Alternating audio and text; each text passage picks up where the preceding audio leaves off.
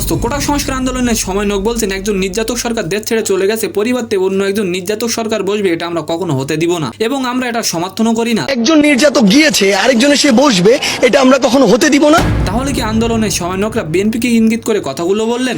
অন্যদিকে ওপার বাংলা সুপারস্টার দেব হাসিনা দেশ ছাড়ার পর বাংলাদেশকে নিয়ে মুখ খুললেন। দেব বলেন, বাংলাদেশে যেটা দেখছি সত্যি খুব দুঃখজনক। তিনি বলেন, বাংলাদেশ এখন কঠিন সময়ের মধ্যে দিয়ে যাচ্ছে। সালাম, নমস্কার দোস্ত।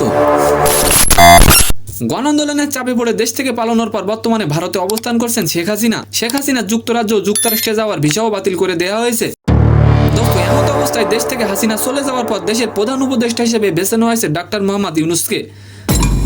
বাংলাদেশে নতুন করে ভোটের মাধ্যমে সরকার ক্ষমতায় আসবে, যার ফলে অনেকেই ভাবছেন তাহলে পরবর্তী কোন দল ক্ষমতায় আসতে পারে। মূলত বাংলাদেশের অন্যতম রাজনৈতিক দল বিএনপি, অনেকেই ভাবছেন তাহলে এবার ক্ষমতায় বিএনপি আসতে পারে।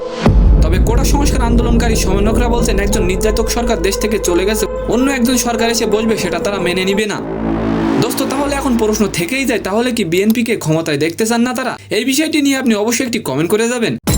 অন্যদিকে বর্তমানে বাংলাদেশের পরিস্থিতি নিয়ে মুখ খুললেন দেব বলেন, বাংলাদেশ কঠিন সময়ের মধ্যে দিয়ে যাচ্ছে। আমি চাইবো ওপার বাংলায় শান্তি ফিরে আসুক, সবকিছু যেন স্বাভাবিক হয়ে যায় তাড়াতাড়ি। শাপলা মিডিয়া প্রযোজিত কমান্ডো ছবিতে অভিনয় করেছিলেন এই প্রযোজকের মৃত্যুর খবরে দেব বলেন, আমার তো বিশ্বাসই হচ্ছে না, খুবই খারাপ খবর। তো সম্মানিত দর্শক, আজকের ভিডিওটি কেমন লাগলো অবশ্যই কমেন্ট বক্সে জানাবেন।